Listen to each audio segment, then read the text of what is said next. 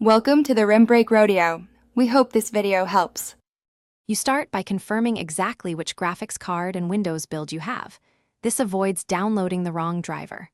Open Device Manager and read the adapter name and driver date, and note your Windows version in System About.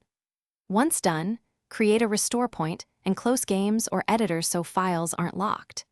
You do this because drivers change low-level hardware behavior. Being able to roll back safeguards your system if an update misbehaves. Now you're ready to fetch the correct driver. You next obtain the right installer from the GPU vendor. Choosing the exact family and Windows build prevents incompatibilities. On the vendor site, pick a WHQL or stable release and download the exe because it includes an installer that handles driver packages and DCHVS legacy differences. If you prefer, run the vendor's auto-detect utility to ensure compatibility.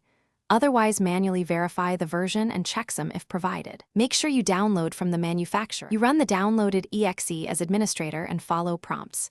Choose Express for speed or custom with clean install to remove old remnants if you had issues. After installation, reboot. Drivers fully load only after restart, and verify the new version in Device Manager, then run a quick game or benchmark to confirm stability.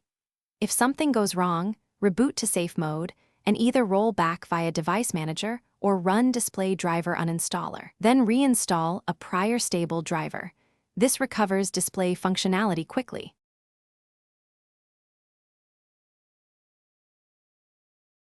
Thanks for watching. Consider subscribing if we helped you.